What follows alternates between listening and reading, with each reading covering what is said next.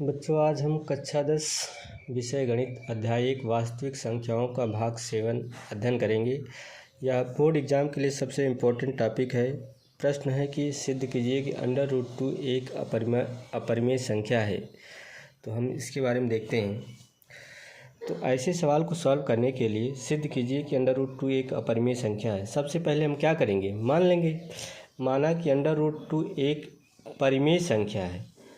ठीक, अगर परिमेय है तो इसे हम p/q के रूप में लिख सकते हैं। p/q बराबर √2, जहाँ p एवं q पूर्णांक तथा सहअभाज्य संख्याएं हैं एवं q नॉट इक्वल टू 0, इतना हम मान लेंगे। उसके बाद करेंगे क्या, p/q इज इक्वल टू √2, दोनों पक्षों का वर्ग करेंगे। जब वर्ग करेंगे तो ये होगा p/q का होल स्क्वायर बराबर √2 का होल स्क्वायर। अब इसका वर्ग करेंगे तो p² बराबर 2, या q² बराबर हम लिख सकते हैं, जब त्रियक गुणा करेंगे 2q² बराबर p² होगा। अब q² बराबर क्या होगा, p²/2। इसको मानेंगे समीकरण 1। समीकरण से क्या स्पष्ट हो रहा है कि q² बराबर है p²/2। इसका मतलब है कि p² में 2 से भाग देंगे तो जो इसका मान आएगा q² को बराबर होगा। दिस इम्प्लाइज, मतलब p² 2 से विभाज्य है। अगर p² में 2 से भाग जाएगा तो p भी 2 से विभाजित होगा। आगे फिर पुनः मानेंगे p बराबर 2r मान लेंगे। आपकी इच्छा जो कहे वो मान लीजिए, लेकिन p के स्थान पर ही मानना पड़ेगा और 2 के मल्टीपल में मानना पड़ेगा।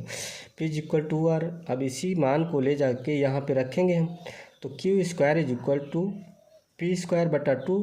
अब q² is equal to p के स्थान पे 2r रखेंगे तो 2r का होल स्क्वायर होगा। q² बराबर कितना होगा, 2 दूना 4, r²/2। 2r² बराबर कितना हो जाएगा, q²। r² बराबर q²/2।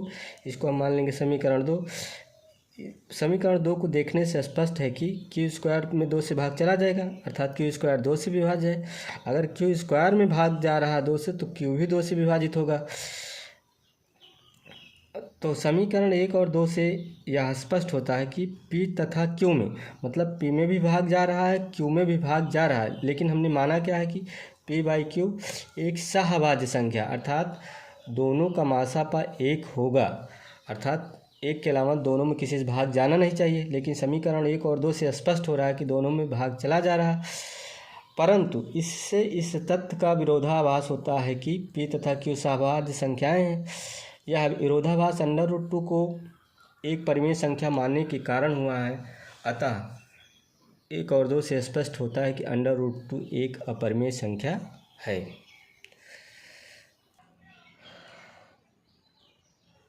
जैसे हमने सिद्ध किया कि √2 एक अपरिमेय संख्या है, सेम डाटा सब कुछ वही है।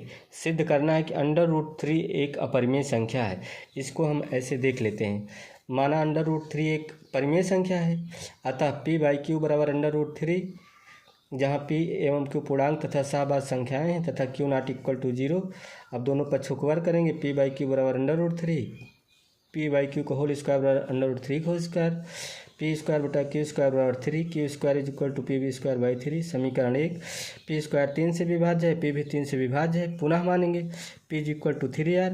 अब इसी मान ले जाकर रखेंगे तो q² is equal to p²/3, q² बराबर p के स्थान पर 3r रखेंगे तो 3r का होल स्क्वायर हो जाएगा। q² बराबर 9r²/3, 3r² बराबर कितना हो, q²। r² बराबर q²/3, अर्थात q² 3 से विभाज्य है, q भी क्या होगा, 3 से विभाज्य होगा। इसको हम समीकरण क्या मानेंगे, 2। समीकरण 1 और 2 से स्पष्ट होता है कि p तथा q में कम से कम एक उभयनिष्ठ गुणनखंड है, अर्थात दोनों में भाग चला जा रहा है। परंतु इससे इस तथ्य का विरोधाभास होता है कि p तथा q सहअभाज्य संख्याएं हैं।